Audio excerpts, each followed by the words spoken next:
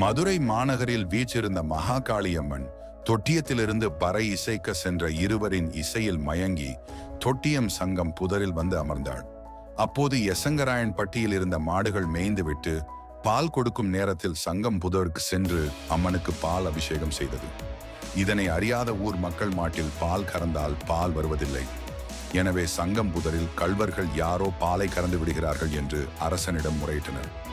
அரசன் தன் படை வீரர்களுடன் சங்கம் புதர் சென்று கள்வனை தேடினான். அரசன் புதருக்குள் வாளை சொருகினான். சற்று நேரத்தில் புதரிலிருந்து ரத்தம் பீரிட்டது. உடனே மன்னன் அதிர்ந்து போனான். அவன் முன் ஸ்ரீ மதுரை காளியம்மன் தோன்றினாள். இன்றும் கருவறையில் உள்ள மதுரை காளியம்மன் மேனியில் இக்காயத்தின் வடு உள்ளது. மனம் உருகி மன்னிக்கும்படி வேண்டி, தாயே, உனக்கு என்ன வேண்டும்? ஏன் இப்படி அமர்ந்திருக்கிறாய் என்று மன்னன் கேட்டான். மதுரை காளியம்மன் அரசனுடைய பட்டியிலிருந்து ஒரு மாட்டை காட்டி, இந்த மாடு எங்கெல்லாம் சென்று சுற்றி வருகிறதோ அதெல்லாம் எனக்கு சொந்தம், அதுவே எனது எல்லை என்று மதுரை காளியம்மன் கூறினாள். மாடு 18 பட்டி கிராமம் சுற்றி வந்து புதரில் நின்றது.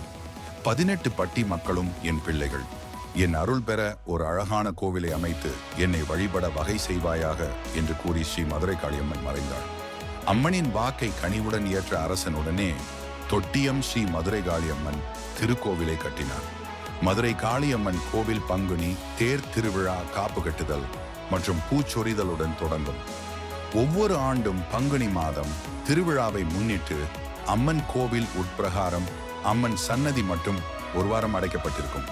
அப்படி அடைக்கப்படும் அம்மன் கருவறையில் 2 பெரிய பானைகளில் நெய் ஊற்றி 8 வேட்டியாலான 2 பெரிய திரிகள் தயாரிக்கப்பட்டு விளக்கு ஏற்றப்படும்.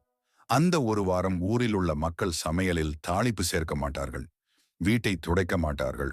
இதை தொடர்ந்து அடைத்த கோயிலுக்கு 1000 பானைகளில் வைத்து மதுரை காளியம்மன் கோயில் முன்பு பூஜை செய்து வழிபாடு நடத்தப்படும்.